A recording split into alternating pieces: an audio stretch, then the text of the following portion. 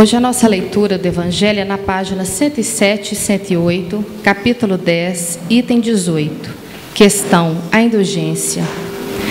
Convido a nossa amiga Maria Cristina para fazer a leitura do Evangelho. Obrigada. Caros amigos, sede severos para convosco, indulgentes para com as fraquezas dos outros, é ainda uma prática da santa caridade que bem poucas pessoas observam.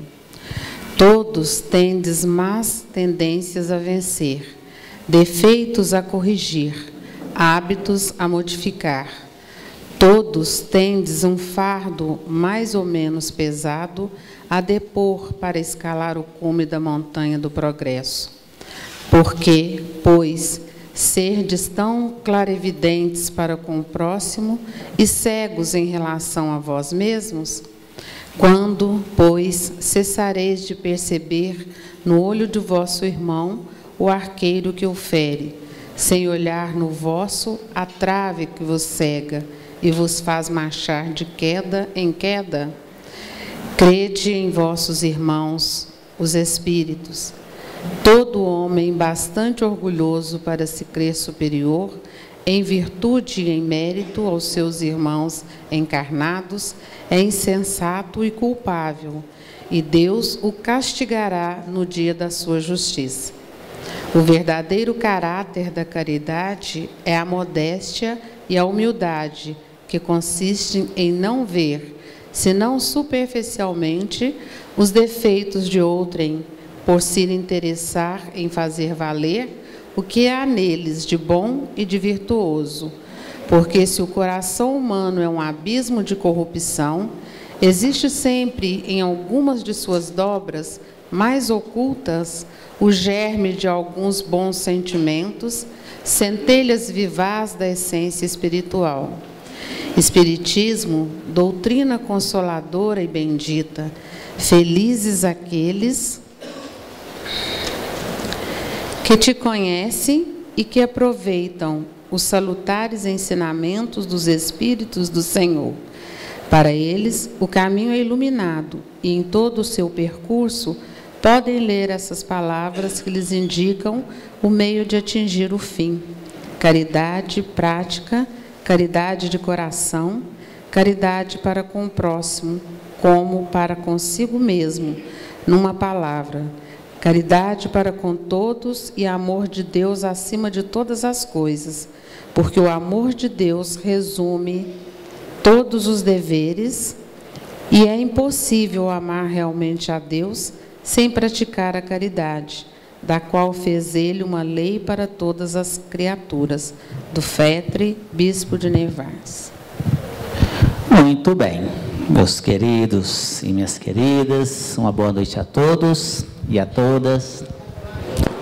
Maravilha, é sempre uma alegria, um prazer e uma honra muito grande nós estarmos aqui hoje, recebendo cada um de vocês nessa casa abençoada de paz, nessa casa de luz, nessa casa de oração, nessa casa de caridade.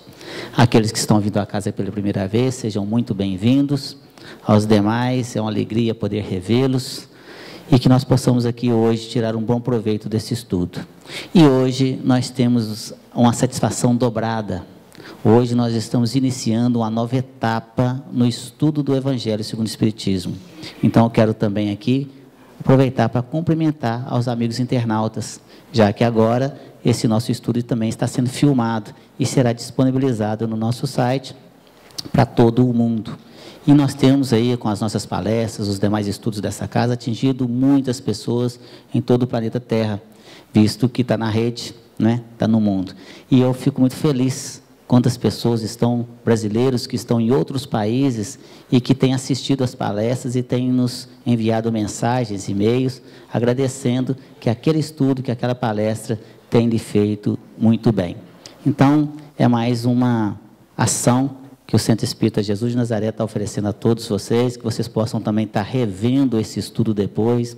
Muitas pessoas utilizam esse estudo para fazer o culto do Evangelho no lar, porque o que nós fazemos aqui nada mais é do que o estudo do Evangelho, que é a mesma coisa de fazer o culto do Evangelho no lar, da mesma forma. então também serve de parâmetro para ajudar. Bom, meus queridos, eu aproveito aqui também para agradecer a presença do meu amigo Márcio Torres e do Júnior, da qual estão sempre aqui conosco, nos auxiliando nessa tarefa maravilhosa. E dizer para vocês que hoje é um dia muito importante.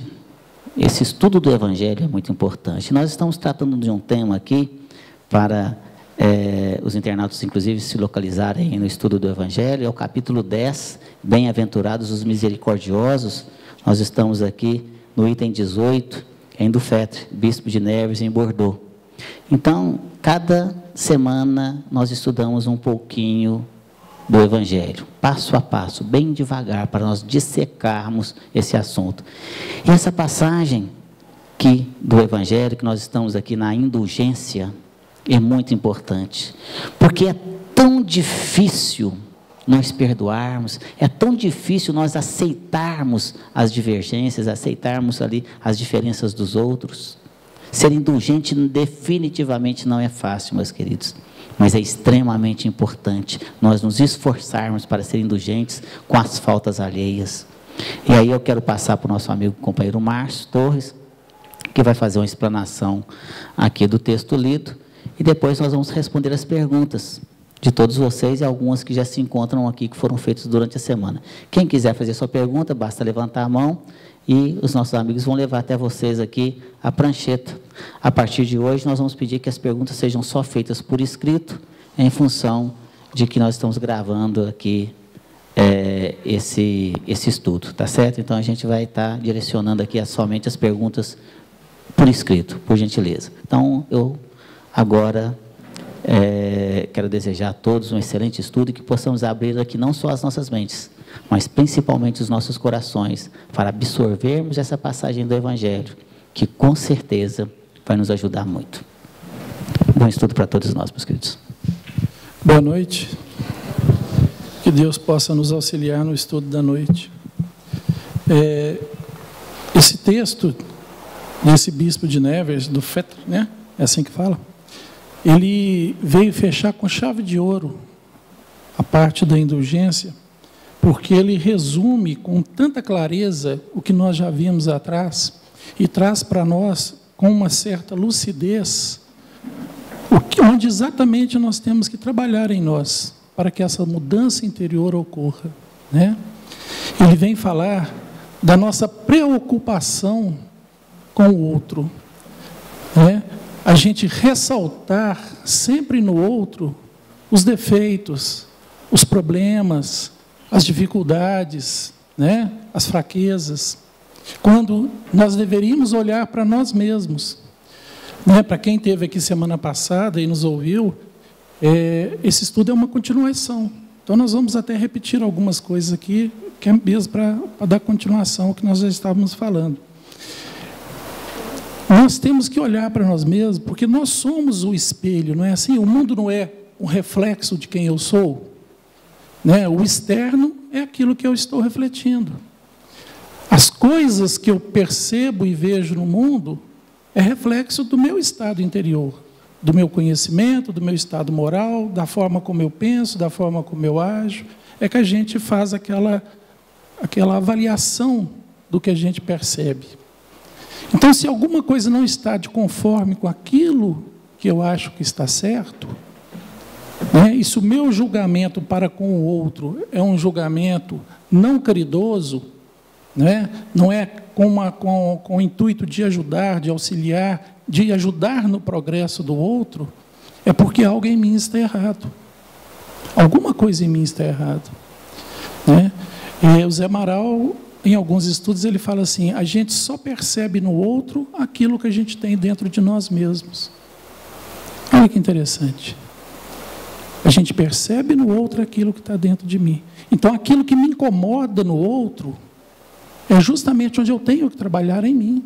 Por que está me incomodando? Se é o outro que está fazendo, eu não deveria permitir que isso me incomodasse. Aí muita gente já deve estar pensando assim: mas tem coisas que hoje eu não faço de jeito nenhum. É lógico, nós não estamos aqui generalizando, né? Mas quando eu olho uma pessoa com um determinado modo de falar, aquilo me incomoda. Um determinado modo de andar já me incomoda. uma forma de agir, já me incomoda. Ou ela está se sobressaindo, me incomoda, né? Ou ela é uma pessoa um pouco mais simplória, um pouco mais ignorante, me incomoda. Por quê? Né? Uma pessoa, às vezes, que tem uma condição financeira desfavorável, que vai na nossa porta pedir alguma coisa, nos incomoda. A gente passa pelas ruas, vê os pedidos, né? Agora esses coitados desses viciados em drogas que a gente encontra aí, infelizmente, com muita abundância, trânsito, tudo incomoda. Por quê? Por que me incomoda? O que falta em mim trabalhar para que aquilo pare de me incomodar? Falta o olhar de caridade. Falta ver no outro a mim mesmo. Falta eu perceber no outro aquilo que me completa. Falta eu saber e entender que eu preciso do outro. Eu não posso viver sozinho. Eu não tenho como viver sozinho. Eu sou parte de um todo, porque eu sou filho do mesmo Pai. Se nós não conseguimos entender que nós somos espíritos encarnados, e como espíritos, deixando bem claro, espíritos, para gravar que nós somos espíritos, nós não vamos entender a lei de Deus. Nós não vamos conseguir entender a leitura do Evangelho segundo o Espiritismo, porque ela nos traz um ensinamento não para o momento atual, não só para esse momento. Ele nos traz um ensinamento para que nós nos preparemos para o além, para a vida imortal. Se eu não conseguir me enxergar como imortal, como um ser imortal, que eu estou aqui estagiando, aprendendo a me moldar, aprendendo a me melhorar, aprendendo a construir em mim um ser do bem, para que eu possa, ao retornar ao mundo espiritual, ir para mundos melhores do que aquele que eu vim, de nada serve esse estudo. Deus é nosso Pai Criador. E como Ele é nosso Pai, Ele não é meu Pai, Ele é nosso Pai. Nós temos que entender isso. Nós temos que, quando olhar para o outro, perceber que nós somos filhos do mesmo Pai. Que nós necessitamos da presença do outro para crescer, para desenvolver em nós aquilo que me falta. Mas nós não. Nós temos um defeito muito forte, que é tentar esconder aquilo que eu sou realmente, aquilo que só eu lá no meu íntimo sei que eu sou, né? Vestir aquela máscara social, para que a sociedade me veja como uma pessoa diferente, uma pessoa bacana, uma pessoa boazinha, né? Uma pessoa direita, quando na verdade a gente sabe que nós não somos assim. Nós tentamos ser assim, mas nós falhamos. Por que nós falhamos? Porque nós somos egoístas, nós somos vaidosos, né? Nós somos orgulhosos demais para aceitar as minhas fraquezas. O orgulho impede com que a gente aceite as nossas fraquezas. Nós temos vergonha da nossa fragilidade. Isso nos envergonha e não deveria envergonhar. Aceitar-se frágil é se colocar como ser humano que nós somos. Seres falíveis, mas com a herança da evolução, com a herança da perfeição. Mas nós ainda falhamos. No momento em que a gente começar a aceitar os nossos defeitos, não mais querer esconder as nossas falhas, as nossas fraquezas, nós vamos começar a aprender a trabalhar isso. Porque nós vamos deixar que o outro perceba que eu sou como ele, que eu falho, que eu erro, que eu me engano, que eu choro, que eu tenho meus medos, tenho os meus anseios. Por que a gente tem tanto medo de aceitar? Por que a gente quer sempre se mostrar forte, superior? Por quê? Por que a gente simplesmente não pode ser o que nós somos? O que nós somos dentro de casa, e muito além, o que nós somos dentro da nossa casa mental, dentro da nossa casa sentimental. Quem somos nós? Vamos nos aceitar como nós somos, aceitar o outro como ele é, amar, começar a nos amar, primeiramente, como eu sou, aceitando as minhas fraquezas, aceitando as minhas fragilidades, para que eu possa também amar e aceitar o meu semelhante da forma como ele está. Somos todos estágios. Todos nós somos estágios.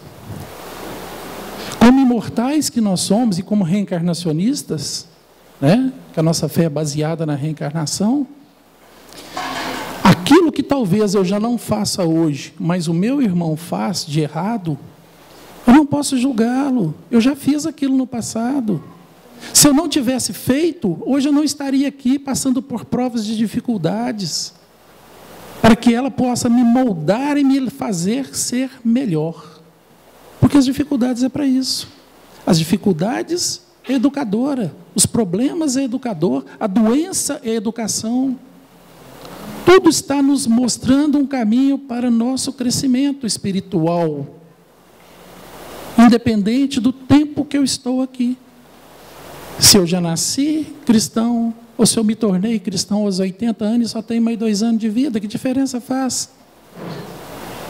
Né? Ou budista, ou islamista, ou qualquer religião que pregue a paz, que pregue o amor, que pregue a caridade. Independente do prazo que nós acordamos, há tempo da mudança. Eu sou imortal. Eu não vou deixar de existir. Para onde eu vou amanhã, quando eu for chamado por Deus? O que eu estarei levando na minha bagagem? Quem sou eu? Não vou tomar muito tempo não, gente. Hoje eu vou falar menos, viu, Sérgio? Só para encerrar o estudo, eu peguei uma frase do Chico Xavier, que acho que todo mundo já conhece. Ele fala assim: aos outros eu dou o direito de ser como são. A mim, eu dou o dever de ser cada dia melhor. Muito bem, meus queridos. Obrigado, Márcio. Nós temos uma questão interessante aqui. Depois nós vamos passar para o Júnior fazer uma resposta dele. Lembrando que vocês já podem fazer suas perguntas também, meus queridos. Nossos amigos voluntários estão nas laterais. Basta você levantar a mão que os nossos companheiros vão levar até vocês aí a prancheta para que vocês possam fazer a pergunta dentro do tema lido. E a pergunta que nos chega aqui hoje é assim: ainda não me considero um espírita. Tem pouco tempo que iniciei minha vinda aqui.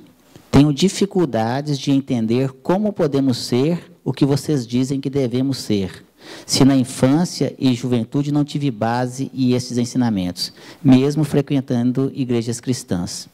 Hoje, já me sinto mais lá que cá. Temo por não ter tempo suficiente para as mudanças, que sei que devo realizar em mim. O que fazer? Bem-vindo ao time, meu amigo. Né? Bem-vindo aqui ao meu grupo. Junte-se a mim e a nós. Né? Olha, vamos ver aqui, meu amigo ou minha amiga que fez essa pergunta, vamos ver a coisa de uma forma diferente. Você já deu um grande passo. Na verdade, um enorme passo à frente. Porque você já sabe que precisa mudar. Você já sabe que precisa melhorar. E isso já é um grande passo. Nós aceitarmos aqui, como o Márcio colocou, aceitarmos os nossos defeitos. Nós entendermos que nós temos defeitos, que precisamos melhorar. Já é um grande passo. É a aceitação. A aceitação de que eu tenho coisas que eu tenho que melhorar. E eu também me encaixo exatamente nessa questão dessa pessoa. Por quê? Eu também não nasci em berço espírita. Eu venho, como a grande maioria de nós, a maioria de nós vem de uma educação religiosa católica, né? Um sistema igrejeiro. Nada contra, muito pelo contrário, que faz um trabalho muito bonito. Mas tem aquelas questões dogmáticas. Realmente não nos prepara realmente para essa automudança. E a gente, às vezes, acaba ficando aquele automatismo, né? De vai na missa e tal, mas não se preocupa em realmente transformar. Com o conhecimento que eu já tenho hoje, aqui, e que não é o bastante, porque bastante a gente nunca vai ter, mas é o suficiente. E esse pouco conhecimento que eu já tenho é o suficiente para me mostrar qual a direção que eu devo seguir. Como esse nosso irmão que perguntou aqui, né? Da mesma forma. Ele já está no caminho certo, ele já tem o conhecimento suficiente, que ele já está se enxergando, ele já está se reconhecendo ali nas suas dificuldades, nos seus defeitos, que precisam e devem ser melhorados. E isso é que é importante. Eu também estou aqui para melhorar, né? E já melhorei muita coisa. Muitos defeitos eu tinha, e tenho muitos ainda, muito mais dos que eu já venci. Mas, se eu olhar para trás, e eu sempre faço isso, porque a gente não pode olhar só para frente não, viu, meus queridos? Você também tem que olhar para trás, por 2 motivos. Para trás, para você ver aonde você errou, para não errar mais. E também olhar para trás, para ver o tanto que você já progrediu. E também olhar para frente, para você ver aonde que você quer chegar. Isso é importante. Então, quando eu olho para trás e vejo como eu era, e olho hoje como eu estou, eu fico muito feliz. Muito feliz. Aí eu olho para frente. Nossa, se eu já estou feliz vencendo aquilo lá, quando eu chegar lá na frente, eu vou estar mais feliz ainda. Porque quando você consegue vencer um defeito seu, é na verdade quando você está superando um enorme desafio. Essa é a verdade. Porque não é fácil, meus queridos. Mudar é muito difícil. Às vezes a gente quer que as pessoas mudam. E a gente quer que fulano, quer que a minha esposa mude, eu quero que o meu marido mude, eu quero que o meu filho mude, parentes todos mudem, meu pai, minha mãe, enfim. Você quer sempre que o outro mude. Mas a mudança inicial tem que partir de você. Você tem que se mudar primeiro. Através da sua mudança, aquelas pessoas que estão à sua volta, elas também começam a mudar. Quando você muda as suas atitudes, as pessoas começam a mudar as atitudes também. Não da noite para o dia. É um processo, devagar. Mas acontece. E isso é muito importante. Então, tempo para mudar. Ele pergunta aqui, será que eu vou ter tempo? Então, corra atrás do prejuízo. Quanto mais rápido começar, mais tempo terá. Nós não sabemos o dia de amanhã. O que não podemos é estagnarmos. Eu já estou velho mesmo. Não vai dar tempo mesmo, né? Vou deixar para a próxima. Não deixe para a próxima. Você já tem o conhecimento hoje. Comece agora. Mas não vai dar para fazer quase nada mesmo. Mas um pouquinho do que você fizer hoje é muito. Qualquer coisa que você se transformar já vai ter valido a pena. O que não pode é ficar na ociosidade. Não vou mexer com esse trem não, porque... Não, quem dera eu tivesse conhecido essa doutrina maravilhosa quando eu era criança. Já pensou como eu conhecer bom hoje? Né? Se eu tivesse nascido num berço espírita. Mas eu vou pedir muito para Deus, para na próxima eu vou nascer no berço espírita. Não. Agora. Mas eu já estou mais para lá do que para cá, eu estou com o pezinho na cova. Não importa. Que seja no último suspiro, no último minuto de vida, nos ensina a espiritualidade lá no Livro dos Espíritos. Um arrependimento sincero.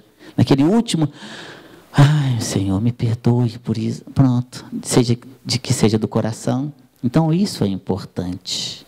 É nós começarmos essa autotransformação. Não importa a idade. Se for mais jovem, ótimo, terá tempo. Mas, às vezes... Na madureza, a pessoa vai melhorar muito mais do que aquele que já tem conhecimento em tenra idade, mas não colocou em prática. Porque é muito pior. Muito será pedido a quem muito foi dado, Jesus nos disse. Isso também quer dizer conhecimento.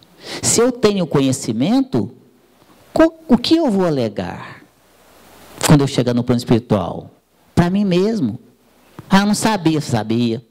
Você ia lá na reunião, lá no centro, você assistiu palestra, você assistiu estudo, você leu o Evangelho, você sabia o que fazer, por que você não fez?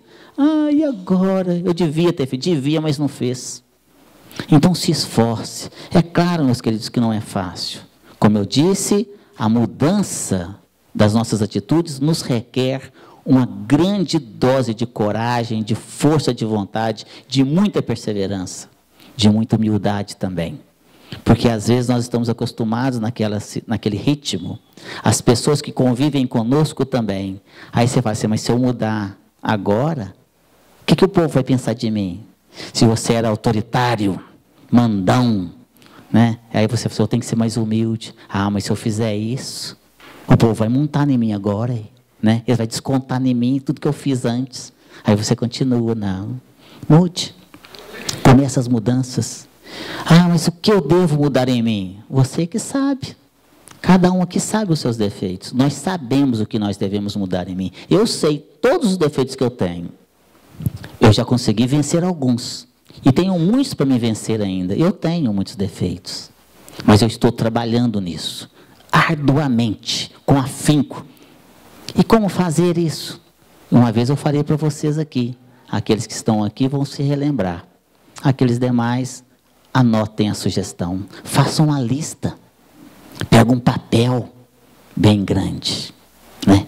Tem que ser bem grande, né? Uma caneta ou duas. Escreve bem pequenininho para caber tudo, né? Porque senão não vai dar mesmo, o papel sendo grande. Começa lá em cima e vai notando tudo que você tem de errado, não sei. Ah, eu sou impaciente. Eu fumo, eu bebo e eu uso droga. Eu xingo, eu falo palavrão, eu falo maledicência, eu penso mal dos outros. Eu sou fofoqueiro, eu sou isso, ele vai fazendo, né? Se acabar a folha, pega outra.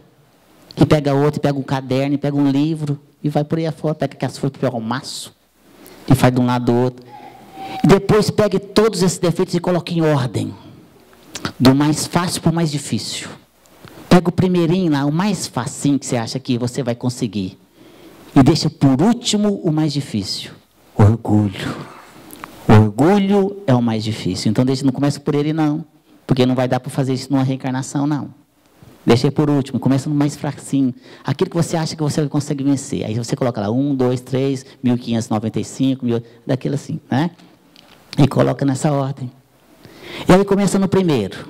E quando você vencer aquele defeito que você sentiu que você conseguiu, aí você vai lá e rabisca ele. Mas rabisca com vontade. Esse, acabei com esse. Que beleza. Vai lá no espelho, olha para você assim, você é o cara, velho. Nota 10 para nós dois, né? Veja você, vai lá dar um beijo em você no espelho, abraça você, acende a velinha, canta parabéns, parabéns para mim. Você venceu, porque é uma batalha, gente. A gente brinca aqui, mas é verdade. Vencer defeitos é muito difícil, então merece comemoração, sim. E todas as vezes que eu consigo vencer, eu falo assim, gente, olha só. E depois... isso passa a ser uma coisa natural, aquilo que você fazia com esforço. Ah, eu sou muito impaciente. Eu tenho que vencer essa minha impaciência. Toda vez que a pessoa fala comigo, eu já fico nervoso, já xingo. Aí você começa a se policiar. E com o passar do tempo, você vai se policiando, você não fala aquilo mais, mas você está se vigiando. Aquilo é esforço. Dali a pouco aquela pessoa fala alguma coisa, você já não está nem ligando mais. Porque vira coisa natural, uma rotina. Então é assim que a gente vai vencer os defeitos. Ah, mas eu podia ter começado antes. Se eu tivesse vencido esses defeitos lá no passado, não importa. Aí sim, faça igualzinho o nosso querido e saudoso Chico Xavier nos ensina. Se nós não podemos mudar o passado, nós podemos mudar o presente e fazer um novo futuro. Porque o destino, meus queridos, está em nossas mãos. Nós é que fazemos nossos destinos. Não se esqueça disso. Tá certo? Muito bom. Boa noite, pessoal. Com grande felicidade que nós estamos aqui nesta noite. E às vezes, por aparentar ser um pouco mais novos que muitos de vocês aqui, tenho chegado a algumas conclusões na vida que alguns de vocês também já tenham percebido. E uma delas é que a vida ela é muito simples de ser vivida. Não sei por que, por contra-razões, nós dificultamos, criamos entraves.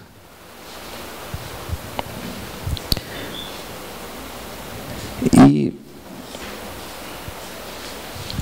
a perspectiva de uma vida simples, ela decorre do quanto necessário nós buscamos preenchê-la. E a maneira que nós vamos preencher a nossa vida está inerente aos desejos que cada um procura. Desejos, às vezes, tanto materiais, ou desejos mais ligados às razões espirituais por excelência. E nesse compasso, nessa média de interesses, desejos, nós às vezes complicamos o que era para ser tão simples. E nesses entraves nasce então a necessidade de perdoar, nasce a necessidade de ser indulgente, nasce a necessidade de um nascer de novo, porque eu não completei com excelência o que foi proposto.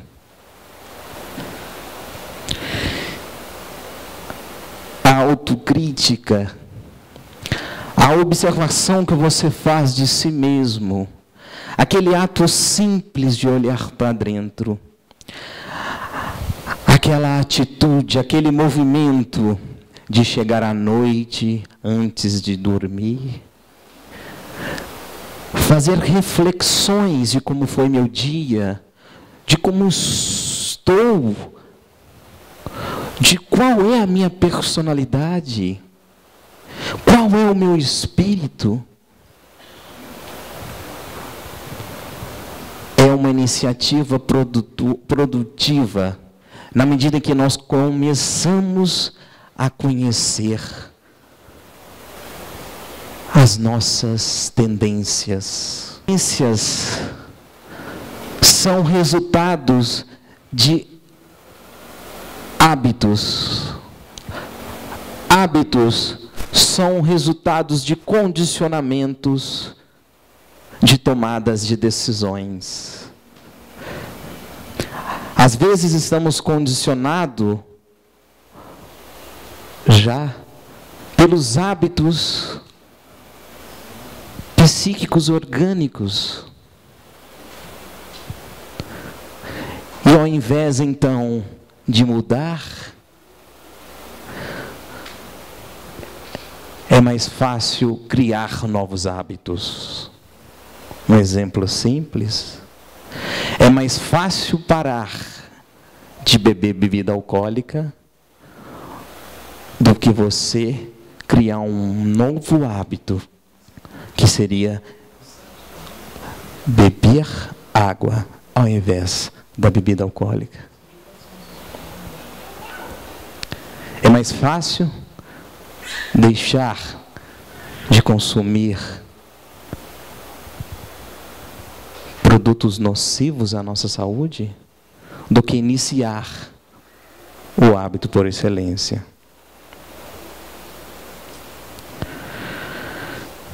E a indulgência e o perdão é atual nesse milênio. Quando estamos falando de indulgência, nos remete à ideia do perdão. Mas o que é a indulgência? Para a gente entrar aqui na pergunta.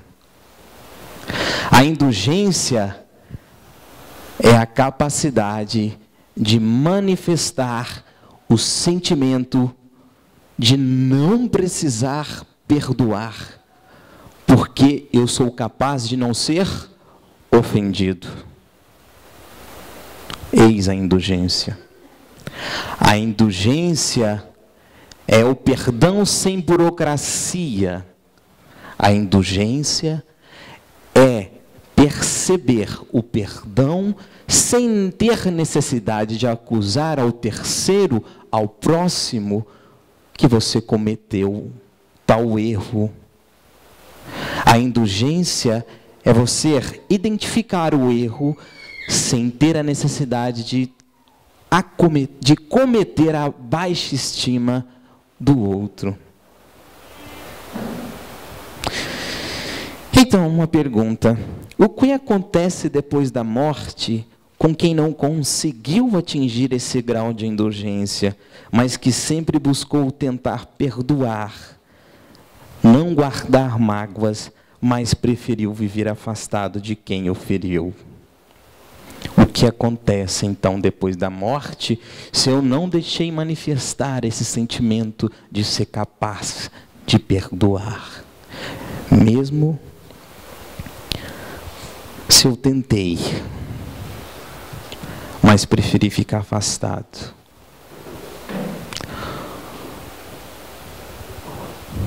O desencarne, a chegada ao plano espiritual, é um estado de consciência. Iremos descortinar essa consciência material para perceber, à medida em que vamos estabelecendo as sintonias psíquicas e espirituais daquele estado consciencial, a nossa consciência vai dilatando, de forma que vamos enxergar como um todo. Seria como enxergar por 360. A partir desse momento, conseguiremos perceber, como se fosse de uma forma de um filme, perceber de uma forma nítida o que fomos nesta última reencarnação, o que cometemos de positivo, o que falhamos. E a depender então daquele estado consciencial de cada um, porque é uma situação subjetiva, poderemos compreender que falhamos, aceitar o erro e propor para uma próxima oportunidade agir com excelência na indulgência, ou por outro lado, cair em frustração. E a frustração nos acometerá então a sofrer por não ter perdoado aquele ente querido. Nós temos duas perguntas aqui que eu acho que dá para juntar e responder junto. A primeira fala assim: nós, no estado evolutivo em que nos encontramos, estamos preparados para realmente ter esse tipo de indulgência? Ou a lição nos mostra o ponto onde teremos que chegar no futuro? A outra é assim: o mundo de regeneração que estamos chegando é somente para espíritos que já praticam a indulgência plenamente, ou nós que falhamos, mas procuramos melhorar, teremos uma chance?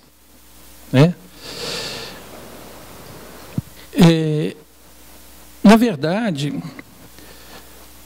a lição, toda a doutrina espírita, o livro dos Espíritos, o livro dos Médiuns, o Evangelho, as 5 obras básicas, elas realmente nos falam de um ponto onde nós teremos que chegar. Era um ponto que nós temos que construir nós um ser melhor, um ser mais evoluído. Nós ainda não damos conta de vivenciar todos os ensinamentos que ele nos traz. O mundo de regeneração, ele é, sim, para espíritos que já praticam a indulgência, mas também é para nós que cometemos erros. Nós, entrando agora no mundo de regeneração, não quer dizer que nós ainda não falharemos. Nós falharemos. Mas é aquilo que o Sérgio citou aqui há uns minutos atrás. É aquele erro sem a gente querer errar. É quando a gente não provoca o erro espontaneamente. Nós cometeremos erros. Nós somos falhos, nós somos humanos, nós somos falíveis.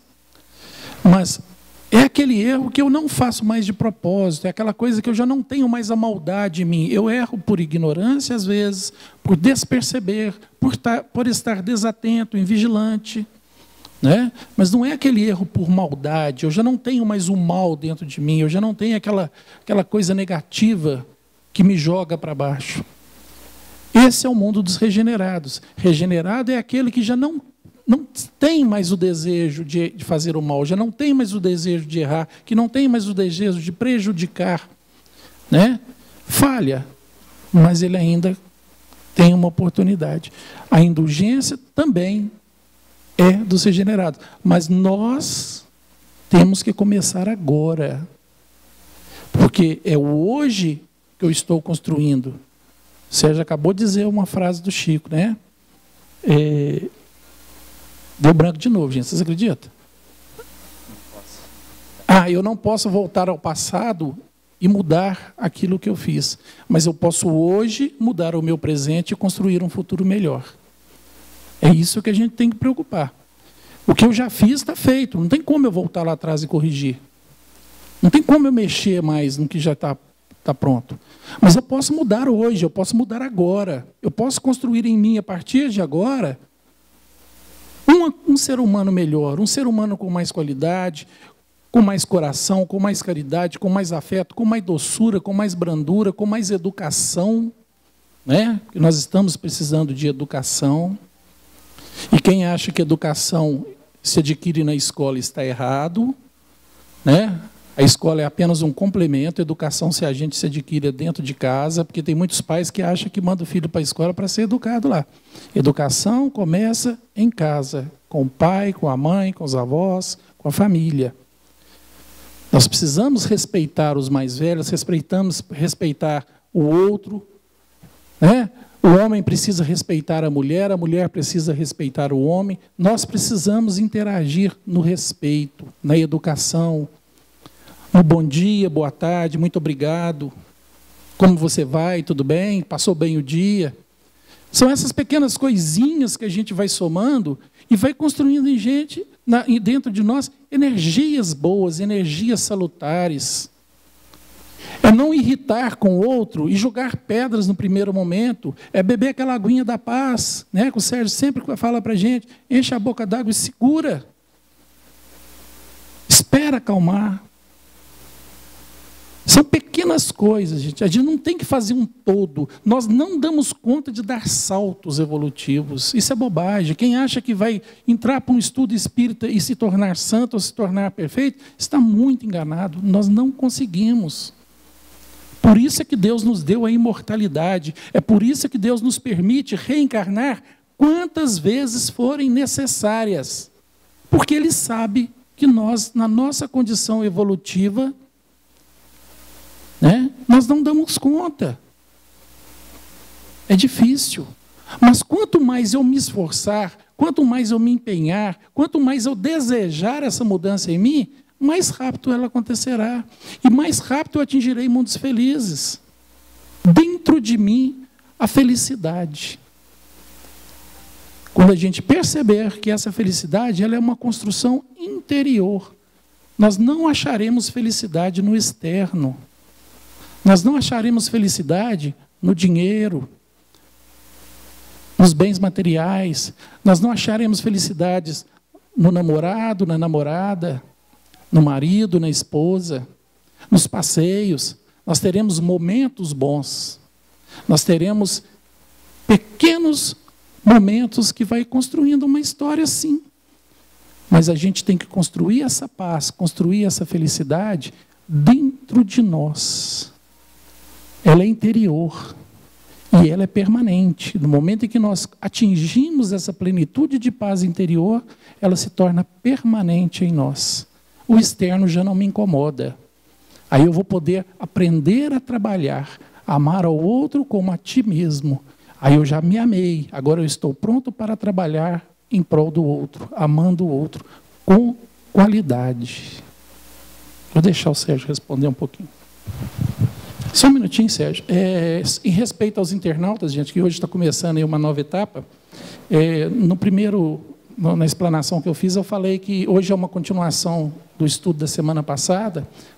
Até mesmo para quem está presente que não veio semana passada, não vai ter o vídeo, mas tem o áudio. Tá? Pode acessar lá o www.jesusdenazaré, né? jesusnazaré.com.br, que vai ter lá o acesso ao áudio do estudo da semana passada, tá ok? Muito obrigado. Muito bem, meus queridos. Pergunta interessante que nos chega aqui, meus queridos, olha só. Entendo que não devo me preocupar com os problemas e defeitos dos outros, que devo sempre corrigir a mim mesmo. Mas me irrito e fico nervoso quando pessoas se preocupam com minha vida e ressaltam meus erros e defeitos. Como evitar isso e como vencer os maus impulsos que essa situação causa em mim? Bom, de novo, bem-vindo ao grupo outra vez, né? Oh, dureza, não é fácil mesmo, não. A gente fica com raiva muitas vezes, né? Ali. Mas olha as coisas de uma forma diferente. Que bom que já tem o entendimento, né? Que não deve mais julgar os defeitos dos outros. Então, se nós já temos esse entendimento, que a gente não deve julgar as pessoas, que nós não devemos nos preocupar aqui em corrigir os outros e sim a nós mesmos. Esse entendimento que nós já temos, já é muito importante para nós. Quando muitas vezes as pessoas ressaltam os nossos erros, ressaltam os nossos defeitos, nossos vícios, não é verdade? É normal nós nos sentirmos ofendidos. Às vezes a gente se sente mesmo. Né? Que direito que esse caboclo tem? Ele também tem um monte. Por que ele está falando de mim assim, né? Está falando que eu fiz isso, que eu fiz aquilo, que eu falei isso, que eu falei aquilo outro. Ele também fala, ele também faz. Ele bebe também. Eu já vi fumar maconha, já vi fazer isso, já vi xingar a mãe dele, a mulher dele, não sei mais quem, os meninos dele. Né? E a gente começa a arrumar também defeito para aquela pessoa. Mas nós devemos, sim, aproveitar essa oportunidade. Nós temos que tirar proveito de tudo que acontece na nossa vida. Tirar proveito das coisas boas que nos acontecem. Também tirar proveito das coisas ruins que nos acontecem, daquelas coisas que nós não gostamos e até das próprias doenças. Tudo tem um significado, meus queridos, na vida. Não tem nada que nós não possamos tirar ensinamento. Até naquilo que nos magoa, até aquilo que nos fere, nós podemos sim tirar aqui um proveito. Então, e o que eu posso aproveitar? Aproveitar então para melhorar. Se ele está falando que eu faço isso, que eu faço aquilo, que eu sou assim, eu sou assado, é verdade? A primeira coisa que você deve se preocupar é isso. É verdade o que ele está falando para os outros ou para mim mesmo? É verdade. Bom, se é verdade, você pode até achar ruim dele estar falando isso para os outros, mas é verdade. Então, não quer que fala mais não? Muda, melhore. Pronto, você não vai dar motivo. Se está falando é porque você tem um motivo. É claro que ele não deveria estar falando. Nós não temos que apontar defeitos dos outros. Mas se ele ainda não atingiu esse grau, se ele ainda está nesse processo evolutivo de falar mal das pessoas, mas se for verdade, aproveite então aquelas verdades, aproveite então aquelas palavras malditas e comece a melhorar. Então, e além disso vem aqui uma outra lição, né, meus queridos? Olha só como que a gente fica aqui chateado. Então, essas questões realmente nós não devemos deixar isso abalar o nosso coração. Devemos aproveitar, sim, essas oportunidades de aprendizado. E quantas vezes também a gente já não falou dos outros? Quem aqui, em sã consciência, conscientemente, sinceramente, com toda honestidade, fala assim: eu nunca na minha vida falei isso aqui de ninguém. Quem aqui pode falar isso? Eu nunca pensei mal de ninguém. Eu nunca aqui, em todos nós que estamos aqui nesse auditório, eu nunca julguei ninguém. Quem aqui que pode falar que nunca julgou uma pessoa, que nunca falou mal de uma pessoa? Todos nós, às vezes, até no impulso. Né? Mas você viu falando, estava bebendo pra caramba, isso? Nossa Senhora! Hoje eu vi tonto na rua. Fuma um atrás do outro. Um dia eu vi brigando, estava escutando o vizinho, xinga o dia inteiro lá. É uma brigaiada, não deixa nem de dormir. De manhã cedo dorme, já acorda xingando a mulher, já acorda xingando os filhos, enfim. Então a gente vai lá comentando. Para que está comentando aquilo? Não te interessa. Se eles estão brigando lá, se é briga de casal, briga de marido e mulher, a gente não mete a colher, né? E isso é para tudo. A gente não tem que meter a colher em nada não, gente. Isso é um problema deles. Se você não pode ajudar, não piore. Se da sua boca não vai sair coisas boas, então feche a boca. Deixe sair flores da sua boca. E não coisas malditas. Tem uma passagem de um grande filósofo, que ele nos conta a história das 3 peneiras. Ele fala assim: Quando chegou o seu discípulo para ele, correndo, mestre, mestre, eu tenho um negócio para te contar aqui. Nossa Senhora, você não vai acreditar. Né? É um trem da hora. O bicho está pegando. Ó. Notícia quente. Você sabe o que aconteceu? Peraí. Vamos conversar primeiro. Deixa eu lhe dizer uma coisa. Isso que você vai me contar tem certeza absoluta que é a mais pura verdade? Não. Verdade mesmo, não sei não. Né? Me falaram. Né? Tá. Isso que você vai me contar, então, vai ser bom para essa pessoa de quem você vai me contar? Em relação a ela, é bom para ela? Não, muito pelo contrário, é claro que não. Né? De jeito nenhum. E isso que você vai me contar vai ser bom para mim? Vai me fazer diferença? Não. Então não precisa falar não, hein? Não passou no crivo das 3 peneiras. Olha só, a gente tem que ter bom senso, a gente tem que ter critérios na hora de falar as coisas. É bom, é verdade. E mesmo se for verdade, é bom para aquela pessoa? Às vezes, então, isso é o que nós chamamos muitas vezes aqui, numa forma chula de falar aqui, é a fofoca, né? É a maledicência. Aí vai falando para um, vai falando para o outro, vai falando para o outro. E aqui, quem conta um ponto, aumenta um ponto e vai falando dali na frente, o negócio já está lá daquele tamanho. E às vezes você destrói a vida de uma pessoa, porque aquilo começou pequenininho lá atrás. E aquilo foi crescendo. E aí você acaba prejudicando aquela pessoa. E às vezes foi você que começou. Ou então foi você que deu continuidade. Então, meus queridos, a gente não deve aqui botar fogo, botar lenha na fogueira, quer dizer. Nós temos que olhar, se não vai agregar em nada, procure ajudar. Se não tem jeito de ajudar, então fique na sua. Agora, aqueles que falam mal de você, procure passar no crivo da razão e do bom senso. É verdade aquilo que eles realmente estão falando de mim? Então, vamos mudar, vamos reprogramar a nossa existência. Muitas pessoas acham que isso é muito difícil. Outros chegam aqui e falam para mim assim, às vezes aqui no tratamento espiritual dessa casa, no acolhimento fraterno, fala assim, Sérgio, isso é o meu karma. Eu vim com essa expiação, eu vim com esse destino, meu destino está traçado. Eu vou passar por tudo isso, não adianta mudar nada. Ele não se esforça para mudar. Ele acha que aquilo que ele está passando, por todas aquelas situações que ele está passando, ele vai ter que passar. E ele se conforma com tudo aquilo, com todos os seus defeitos, com toda aquela situação terrível que ele está passando também. Seja no lar, seja no trabalho, enfim, em todos os setores da sua vida. Ele acha que aquilo já está escrito. Mas eu vi que quando a gente vai reencarnar, tem uma programação. Que eu vou passar por isso, que eu tenho que passar por aquilo, que isso tudo é aprendizado.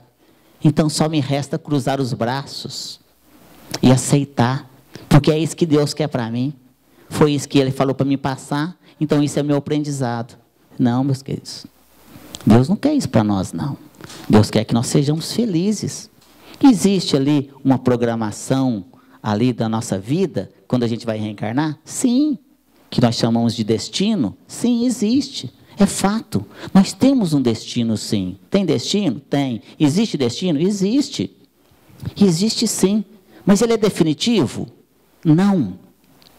Não é definitivo. Nós temos uma meta aqui que nós vamos cumprir e vamos passar por ela. Mas essa meta ela pode ser mudada. O nosso destino pode ser mudado. Porque ele está nas nossas mãos. Nós é que fazemos o nosso destino. Então, nós podemos reprogramar esta programação. Tem até uma lição para encerrar. Está no livro Um Modo de Entender, Uma Nova Forma de Viver. Que está do espírito do médium Francisco do Espírito Santo Neto, psicografado pelo espírito de Hamed. E essa lição primeira do livro, intitulada Reprogramação. Leiam essa lição, ela é linda. Hamed dita para o médium Francisco do Espírito Santo Neto essa lição que nós podemos mudar a nossa vida, se nós quisermos. Nós podemos reprogramar a nossa vida. O destino está nas nossas mãos. Nós mudamos ele para melhor ou para pior. Depende de nós, depende de nossas ações, das nossas atitudes. Nós é que fazemos nosso destino. Ele fala assim, mais ou menos assim: nascestes no lar de que precisavas, vestistes o corpo físico que merecias, moras no melhor lugar que Deus poderia te proporcionar de acordo com as tuas necessidades, possui os recursos financeiros coerentes com as tuas necessidades, nem mais nem menos, mas o justo para as tuas lutas terrenas. Teu ambiente de trabalho é o que elegestes espontaneamente para a tua realização. Teus parentes e amigos são almas que atraístes com as tuas próprias afinidades. Olha só, os teus parentes e amigos são almas que atraístes com as tuas próprias afinidades. Portanto, o teu destino está constantemente sob teu controle. Ele fala assim ainda: tu escolhes, recolhes, eleges, buscas, atrais, expulsas, modificas tudo aquilo que te rodeia a existência. Teus pensamentos e atitudes são as fontes de atração e de repulsão na tua jornada vivencial. E ele fala assim ainda: portanto, não reclames, nem te faças de vítima. Analisa e observa. A mudança está em tuas mãos. E finaliza assim: reprograme a tua meta, busque o bem e viverás melhor. Muita paz a todos, meus queridos.